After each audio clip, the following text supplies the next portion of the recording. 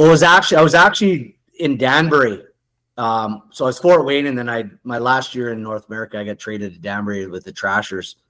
And I'd sat down with, as I know you guys know, AJ and Jimmy. I'd agreed to come back the next year. And I remember I was back home in Fort McMurray, and I was staying with my parents for like a few weeks, and I just waddled down to the basement and logged onto the computer, and I'm just Danbury Trashers sees operations, FBI investigation. And I was like, oh man, here we go. Like I just made the best money of my life for sure in the hockey world playing for that team. So, so I had to look to see what was next. And, I got a call from Paul Thompson in Coventry, and just, said, would you be interested to come over? I did a little bit of research, but, I think at the time, and I was never a money-driven guy, but at the time, the pound was like, I think Canadian dollar to the pound was like 2.25 or something like that.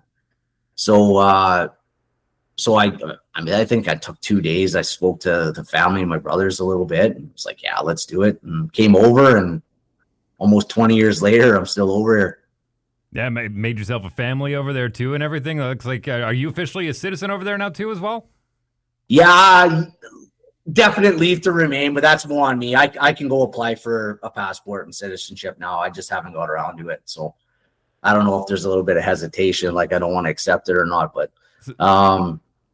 yeah, no, got a beautiful family, 2 little girls. Again, another probably piece that has matured me quick, and probably the best thing for me, having a couple girls rather than a couple little boys. So at this point, when the thought of going to Canada, it's more of a vacation rather than going home, I'm assuming. You know what? I have to say, yeah, I actually feel like a bit of an imposter when I go back to Canada now. I'm just, I don't know. It's weird. I'm almost like I won't accept that I'm like British. Like I fight it tooth and nail. Like I meet people now like 20 years, man, you don't even sound British. And I'm like, yeah, I'm trying to keep it real as much as I can. But, and then I go home and I just feel like I'm a bit of a little bit of an imposter when I go back now. Can we talk about your time in Fort Wayne for a sec? Or do you want to continue on with the UK stuff for a minute? No, go for it. I'm curious about your time in Fort Wayne, those two, because you mentioned the legend himself, his reputation proceeds, AJ Galante, Jimmy Galante, and the Trashers. The rivalry between Fort Wayne and Danbury back in the day, I know, was very legendary. You spent many years in Fort Wayne, and then you signed in Danbury. Can you kind of take us through that rivalry with the Trashers and then coming over there? Or at least signing? Well, if I'm being honest, Travis, that was 2003 to 2005, 6. I wouldn't say we had a big rivalry with them then, because at the time they experimented a little bit with like an Eastern division and a Western division. So we only actually played Danbury a couple times a year.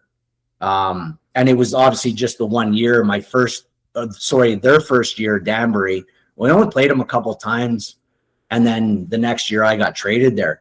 So I didn't really sense a big rivalry then, but going from Fort Wayne to Danbury it was tough at first. I mean, I was a Comet through and through, man. Like I went there in my rookie year, and that place, what a place to play.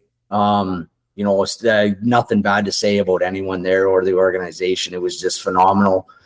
And start of my third year, we kind of stumbled out of the gates a little bit. And I had, probably a little bit of, I got to be self-accountable here. I had a couple off-ice incidents that probably didn't go in my favor. So in that third year, I think I ended up getting traded for a couple D-men. Danbury, I think AJ called Fort Wayne, said, I think they stumbled a little bit too in year 2, because there was big expectations in Danbury, as you guys know with the money being spent there. And I think they were like 5-5. So they traded for me, and I went there, and a little upset at first, but once I got to know Jimmy and AJ and really kind of get a sense of what the identity was there, man, I loved it there. It was phenomenal. Well, what was that like? What was that identity? What was that culture that you felt? Because the documentaries make it look really intense and kick-ass. I'm curious about your experience. Family. It was like AJ and Jimmy had this incredible way of just making you feel like you were a family. You know what I mean? Like you were almost, I hope we don't get in trouble with this. You almost felt like you were part of the mafia. You know what I mean? Like it was awesome. And And don't get me wrong, there was pressure. There was definitely pressure there. There was some expectations, you know, and the way the dressing room was in Danbury, like you'd walk and it was a phenomenal facility. Jimmy built it up, and you'd walk out of the room, and then as you walk towards the weight room, you had AJ had his office and Jimmy had his office. I mean, they weren't in there day to day, but you know, during games they'd be in there. And so whenever you lost a game, you'd be walking by that office. You knew Jimmy was in there, so you'd tiptoeing past that office. And they had that especially Jimmy. You know, AJ was a bit younger, and he was kind of, you know, we loved AJ, but Jimmy, man, his presence was just enough, and you know that kept you in check for sure. Definitely more like a mafia boss from the few interviews that he has done with AJ on his podcast.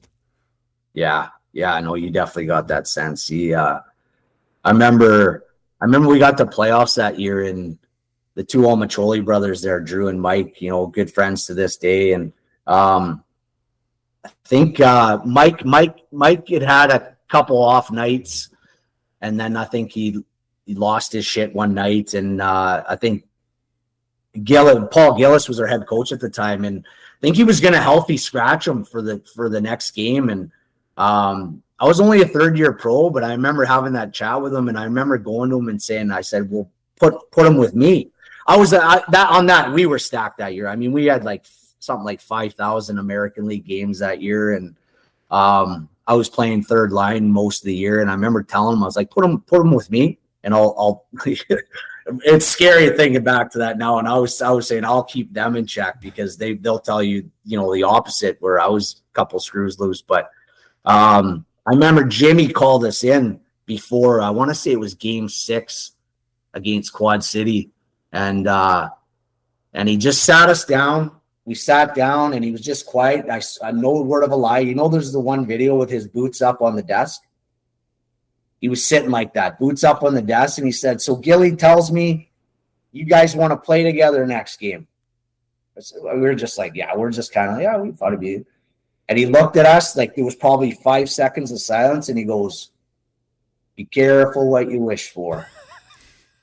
And he never said another word. And we kind of sat there, and we just said, okay.